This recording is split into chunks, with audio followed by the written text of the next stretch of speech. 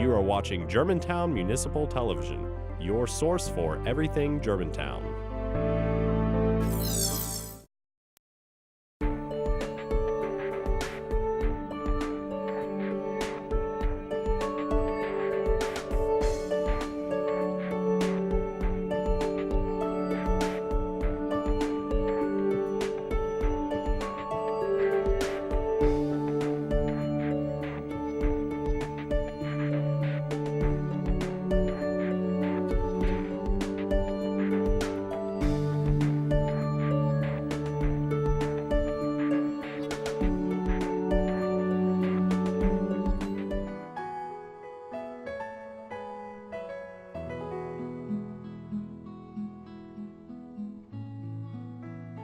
Oh, hear thou gods of the game of sticks and little dimpled balls, for thou hast pitted crouching squirrel against Quail Valley, and the greens this day are tricky.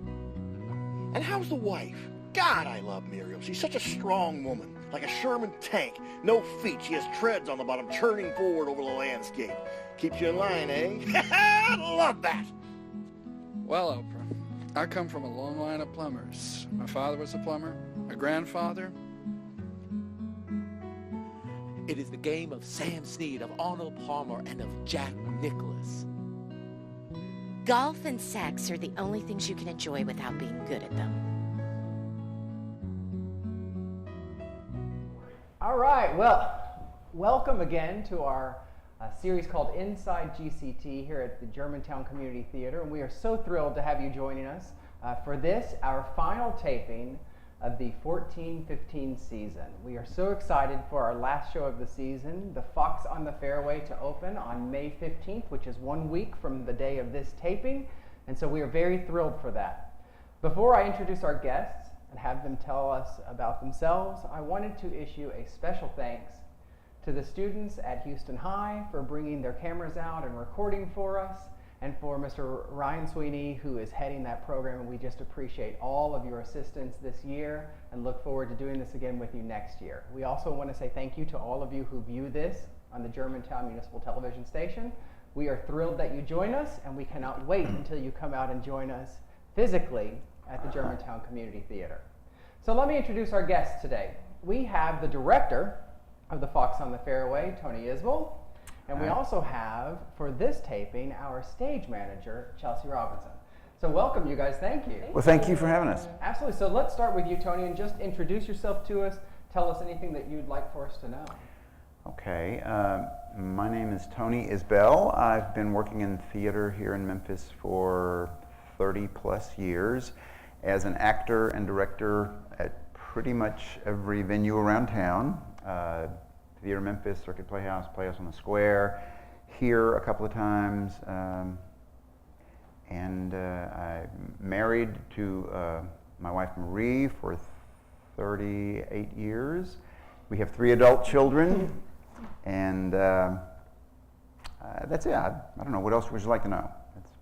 That sounds great. Okay. We'll get to some more. We'll dig into that a little. Okay. Chelsea, tell us about yourself. My name is Chelsea Robinson. I've been stage managing for maybe since 2008. Kind of picked it up, kind of just got thrown into it a little bit, and here, you're good, you do this, and kind of learned my way along the way. I went to University of Memphis and studied theater there, and I kind of freelance around. I've pretty much worked at every theater. I interned at Playhouse on the Square last year. I did Show Wagon at Theater Memphis, and I've done shows at like the Herald and Theater Memphis. This is my first show at Germantown Community Theater, so I'm really excited to I finally got that chance to work here.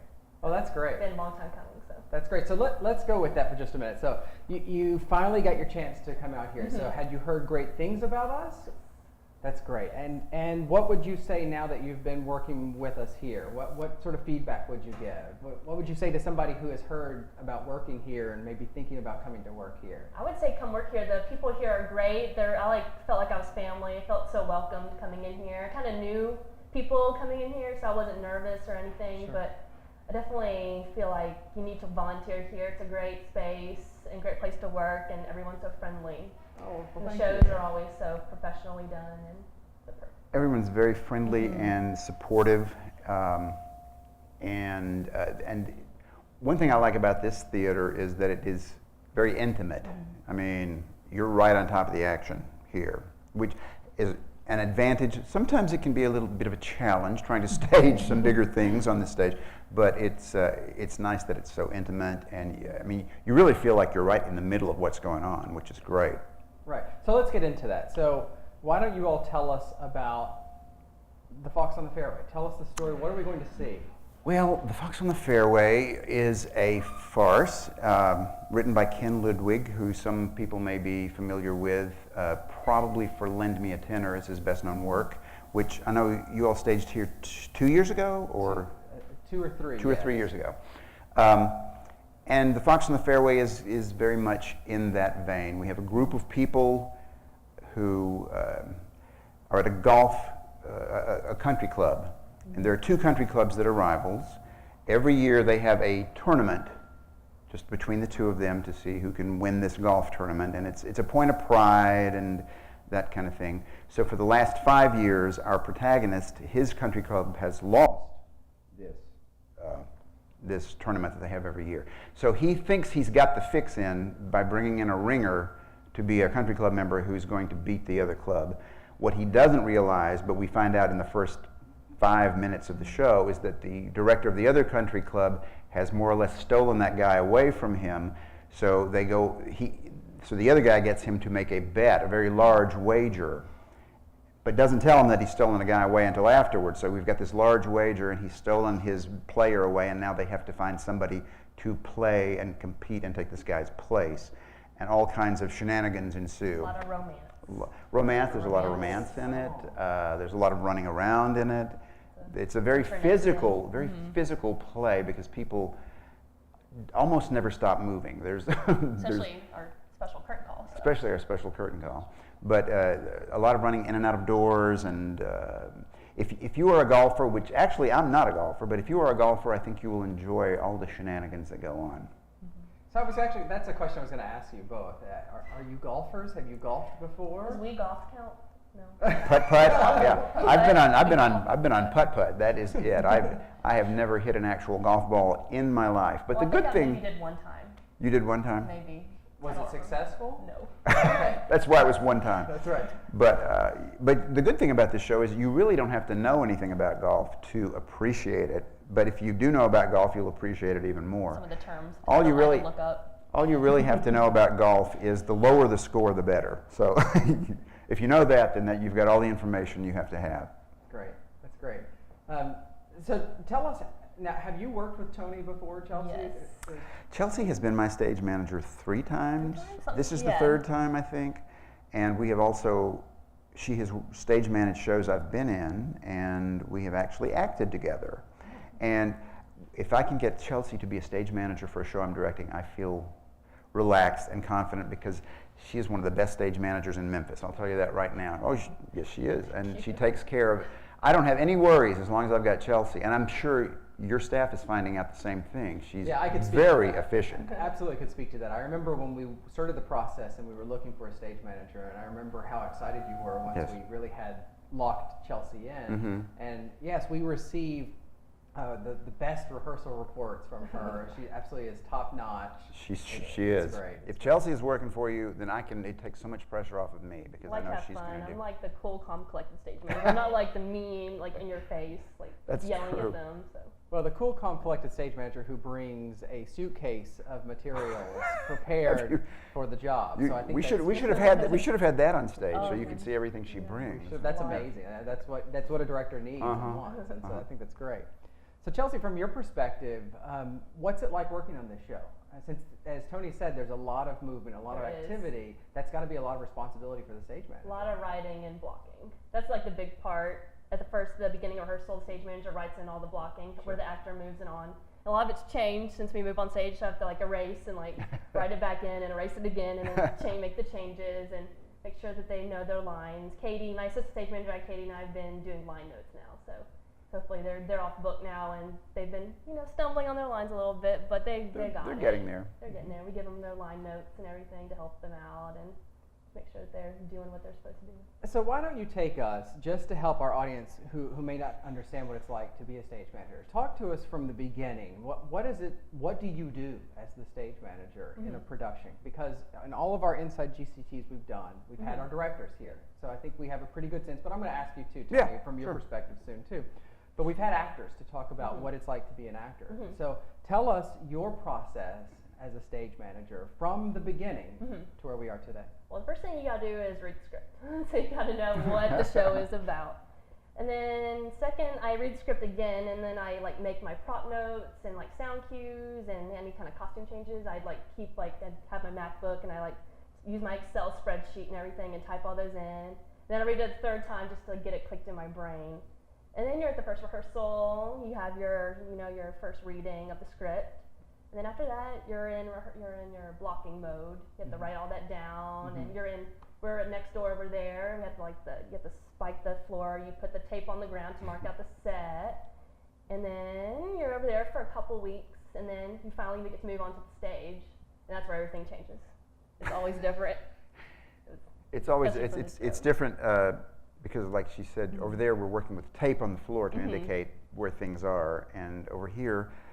We've got actual steps. Instead of having to go back there and go like this to pretend you're going upstairs, you can actually go up the stairs. Yeah, so it all changes. All right, so Tony, tell us, how do you work as a director then? Go through the same process from the beginning to where we are today. Well, I agree with Chelsea. The first thing you do when you get a play is you read the script a couple of times and just kind of get an idea of or this is what I do, an idea of what you think these characters are like, just from the printed page. And then you kind of, in a community like the Memphis, Germantown area, where pretty much most people that are in theater know everybody else. Even if they don't know them personally, they know who they are. And if, like me, you've been doing it a long time, you start to think, well, who might be a good fit for this role? Who might be a good fit for that role? And is there anybody? And then you have auditions, and you see if those people fit the roles, and you see what the actors bring to the auditions that maybe you had not thought of. Because I'm not a director who goes into a play saying, all right, I know this is what I'm going to do here and here and here and here. I'm much more. I like to think of myself as more intuitive. I read it.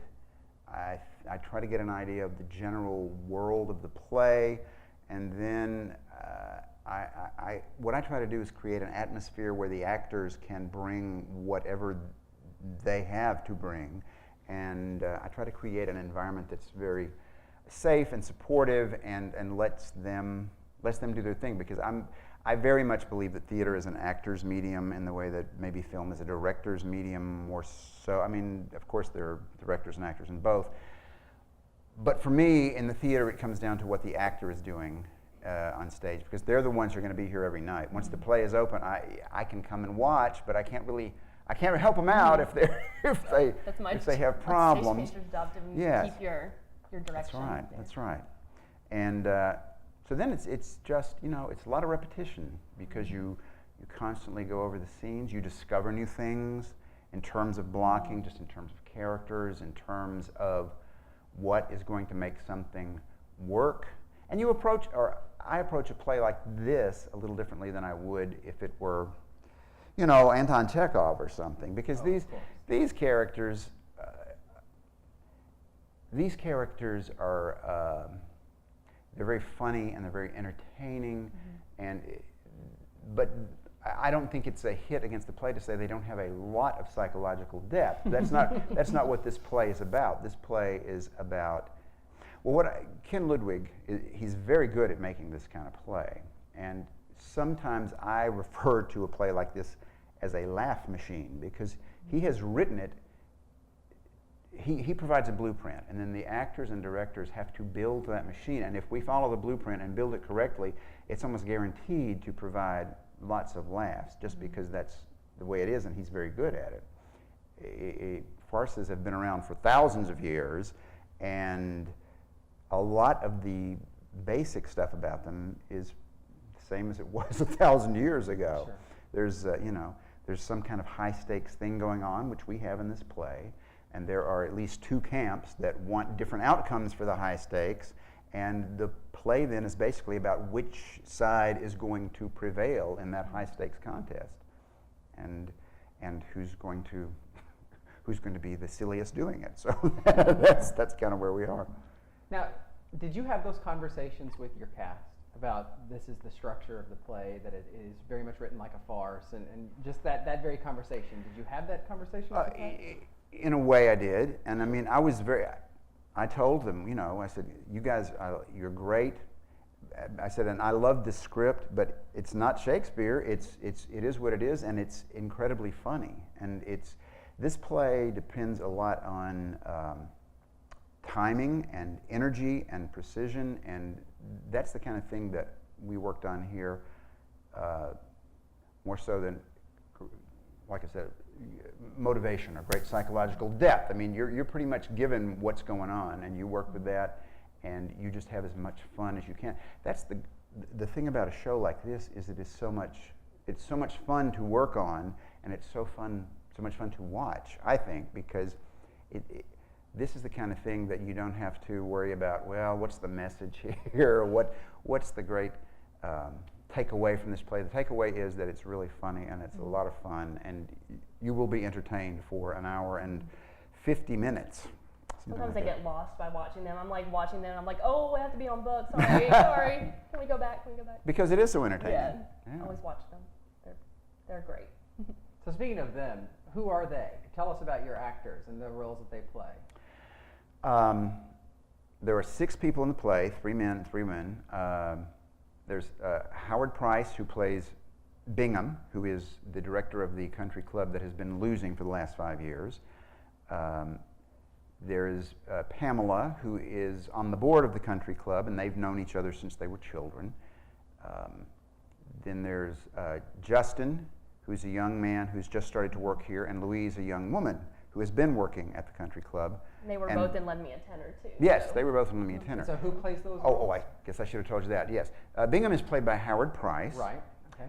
Pamela is played by Jennifer Fitzgerald. Justin is played by Wes Barnes, who has been in several shows here, but most recently, what did he do here last? He closed out last season's Funny Thing Happened on the Yes, Funny Thing Happened. And Lena Wallace, who was just in your production of All My Sons. A very different kind of play. very different kind of play. And then there is Dickie, who is the head of the other country club that is in the tournament with them. And he's played by Chris Cotton, who's done a few shows out here.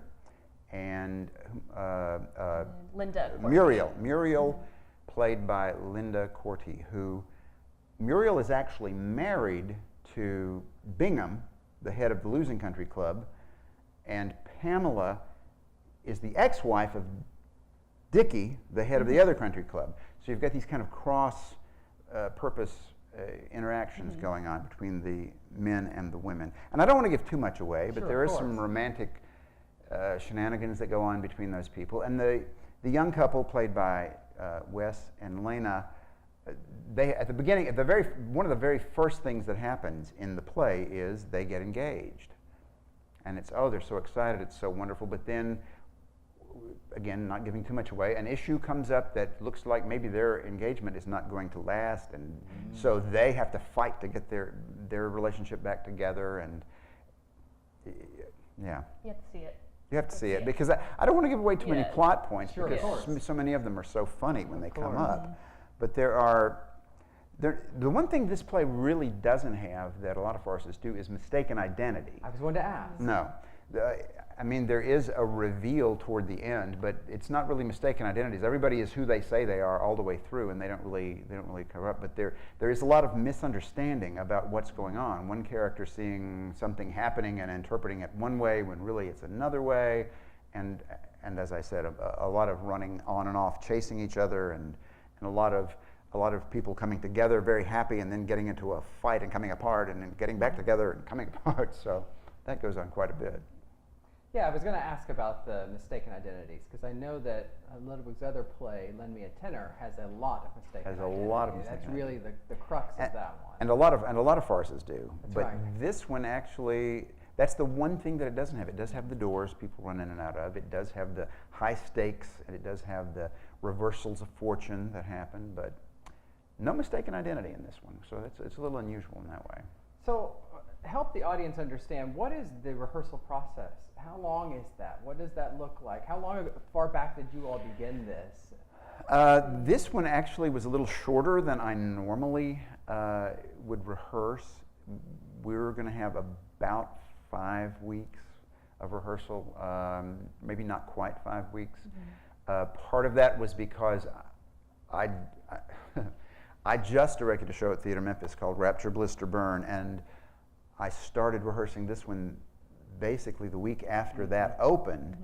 And in between there, I ended up having to take a trip out of town that I did not know I was going to have to take, so I lost a couple of days there too. And I have not done something like this in a long time, 25 years since I've done a show back to back, right on top of each other. I just closed The Boy from Oz at That's right. and then a week later we Yes, so we both were constrained by time, but that's the only way it fit into the schedule. Right. I know that when I talked to you and Lee, I think, and you can correct me if I'm wrong, we had talked about, I think y'all had maybe planned opening this a week earlier or something. I don't remember. I know at one point it was like, well, could you do it then? I said, oh, I really couldn't start then. So I don't know how you adjusted the schedule or what you did. I remember we did talk about potentially moving it because it does back up against Memorial Day Right. weekend. And so we Right. were trying at one point to look at scheduling. And I'm happy we left it where we did. It Yeah. actually, I think, worked well. Yeah. I think Yes. We got to have both It- of you, and we could not have done that otherwise. So Right. that So- was a good win for us. So it worked out, and I'm very glad it did.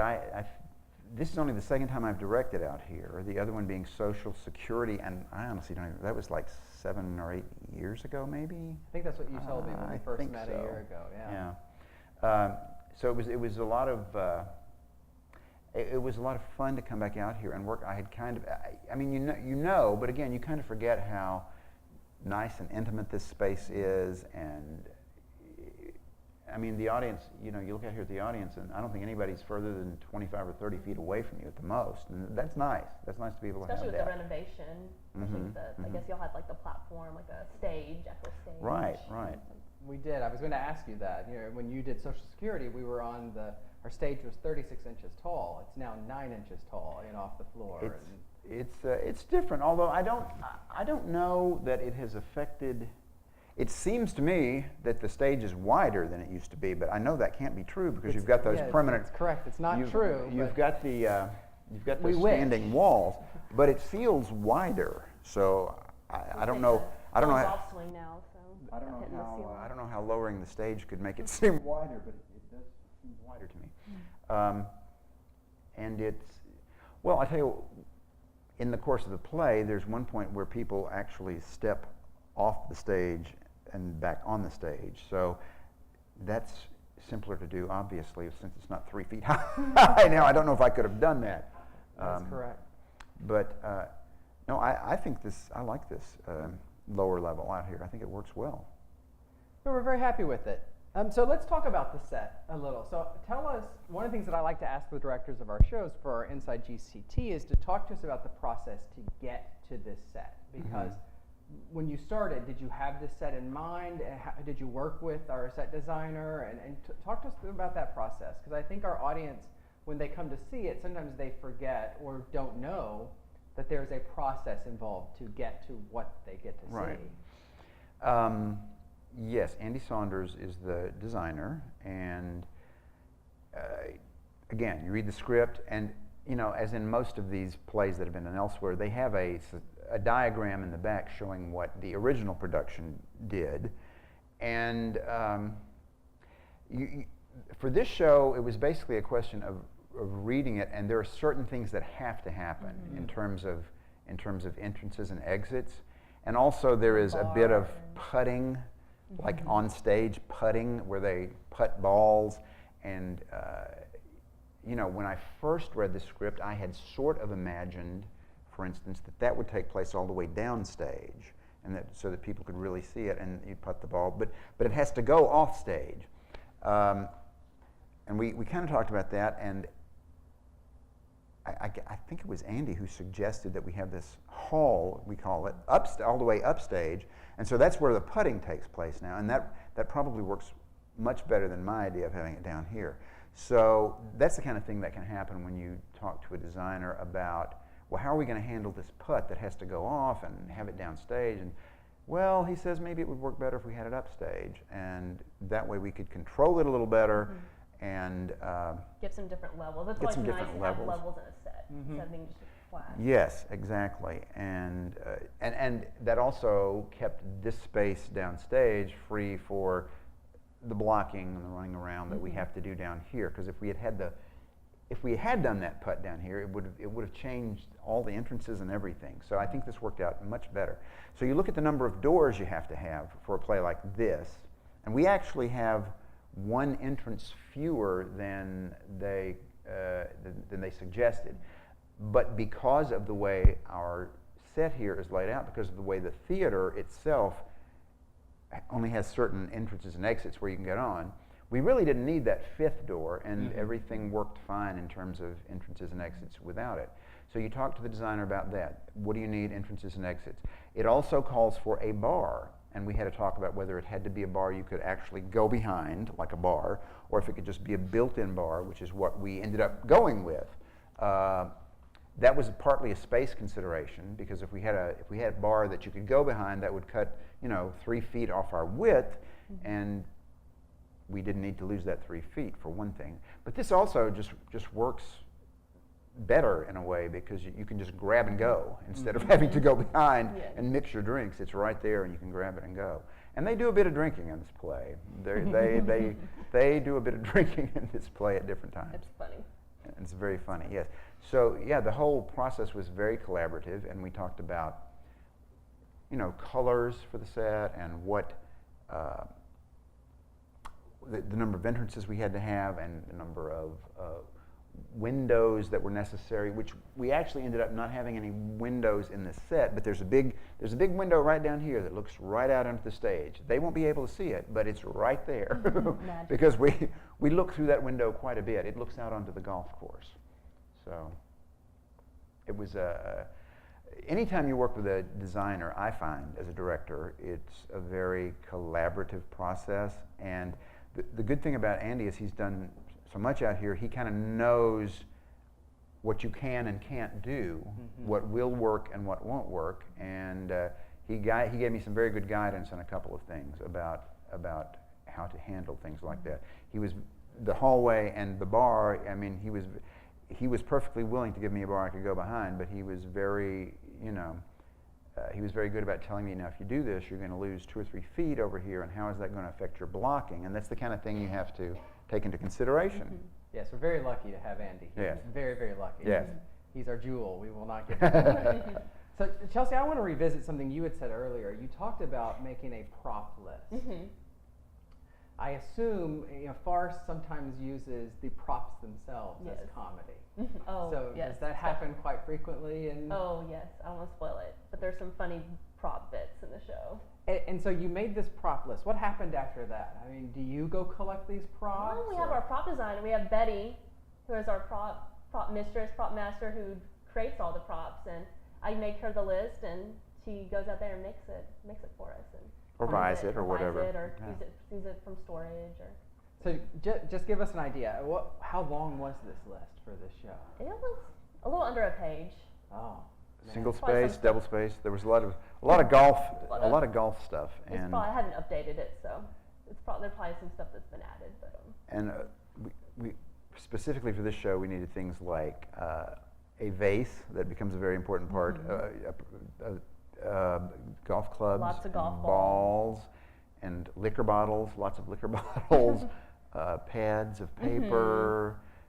Engagement rings. There's an oyster, right? An oyster. Yes. There is an oyster that plays a very interesting role. Again, it's too good to give away the joke, but yeah. And Betty actually went out and bought actual oysters and sterilized the shells. My hands smell like oysters. I was like, and made them so that we can use them on stage, which is great. Well, I will say, as lucky as we are to have Andy, we are equally as lucky to have Betty. Oh, I think you all could attest to that as well. So tell us, just let's veer a little away from this current show, or use this show if you would like. Tell us two things. This is to each of you. One of your favorite moments in theater, and it could be in the greater Memphis community, and one of your favorite moments in this process. Okay. Well, I'll start with a favorite moment in this process, which was, well, it was a string of moments, but getting this play up on its feet, you know, I mean, we read it a time or two, and then we got it up on its feet, and my favorite moment was discovering all the wacky, silly things that happen in this play, and that if you play them honestly and truthfully, they are so. I have laughed more at this rehearsal process than anything I have directed in a long time, because the actors are doing such a good job of doing this ridiculous stuff and making it totally believable. So that's probably my favorite moment or moments in this play, was just discovering all the absurd things that happen. Because, you know, it's one thing to read it on a page and you think, oh, that's funny. But then it's another thing to see the actors kind of make it their own and bring it to life. And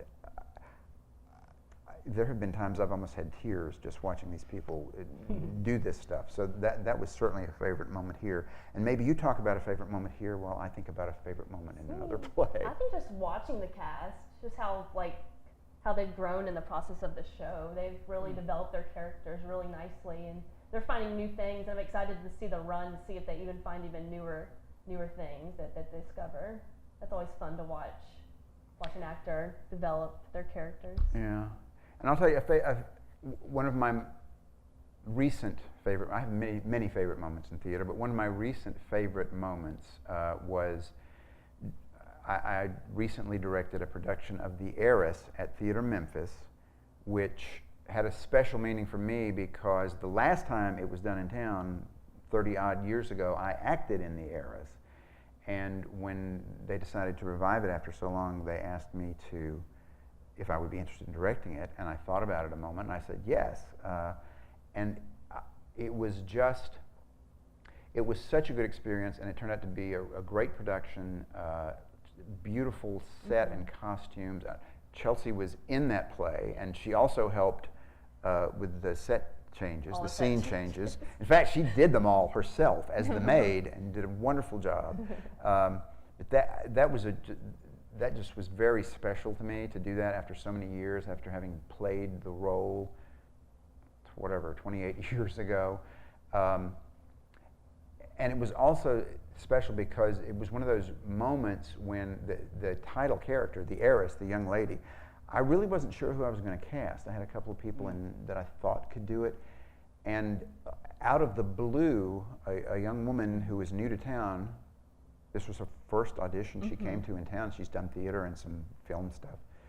She came to auditions and absolutely just blew me away at auditions. And that doesn't happen that often, especially with somebody that you don't know.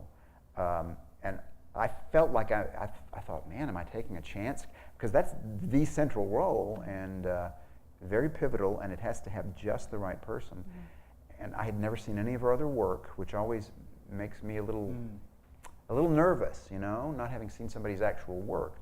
But her audition was so good and so on the money that I talked to her about it, and I cast her, and she was wonderful.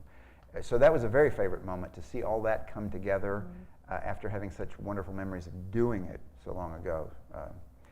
I'm sure that I have many other favorite moments, but that's the most recent one I can think of. Yeah.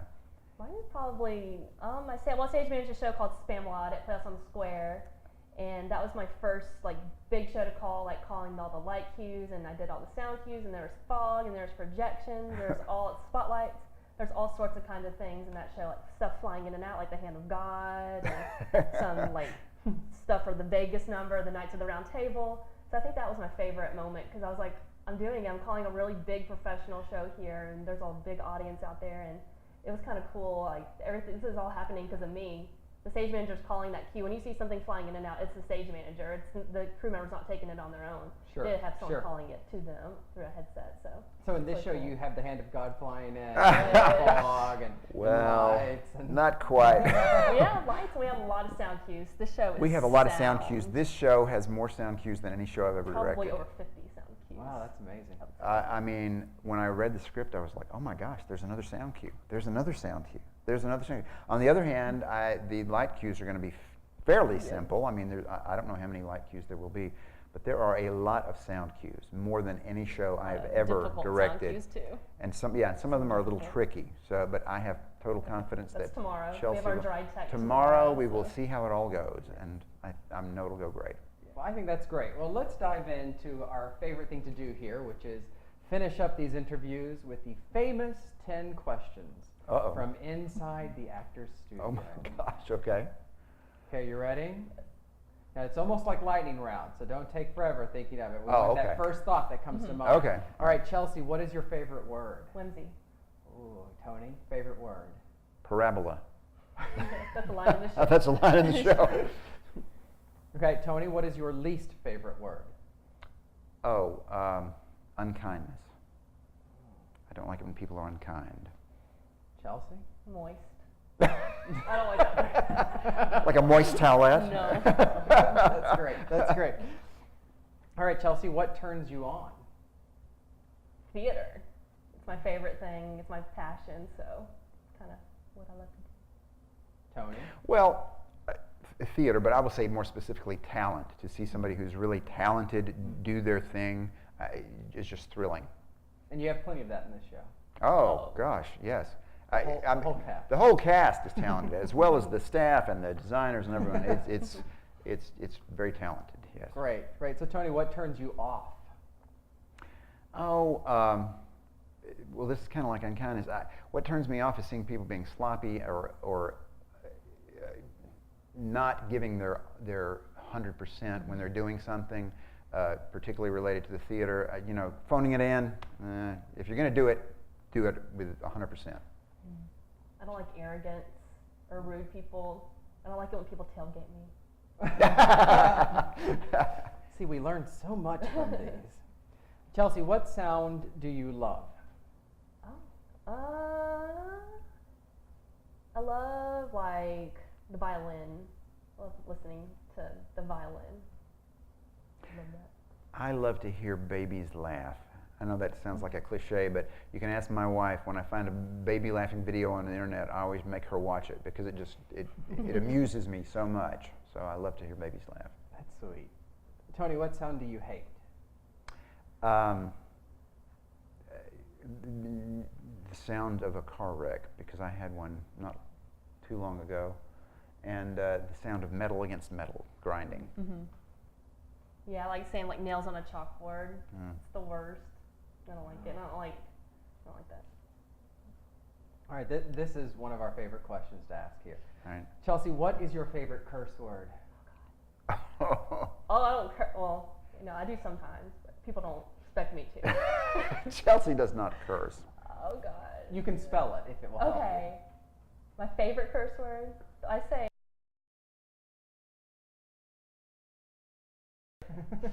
Tony. Can I really say it? Sure.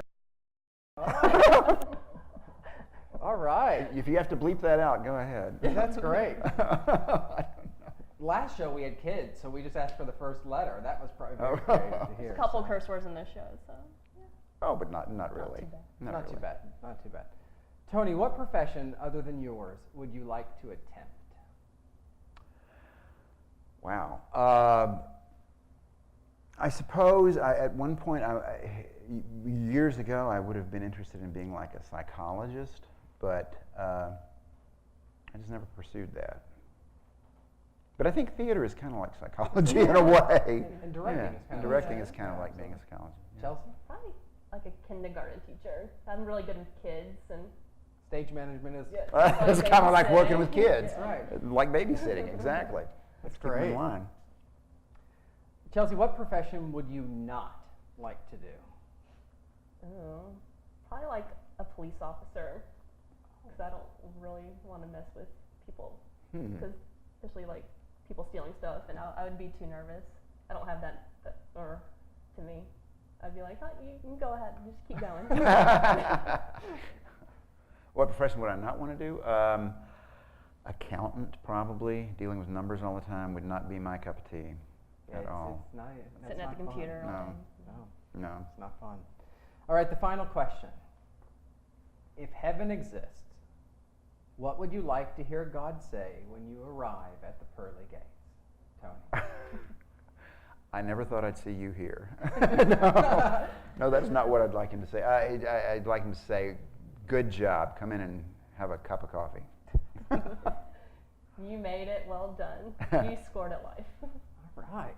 Well, what I like to do is give you one last chance. Just speak to our audience, our viewing audience, those who are here, and tell us one snippet from you that could convince them to come see the Fox on the Fairway.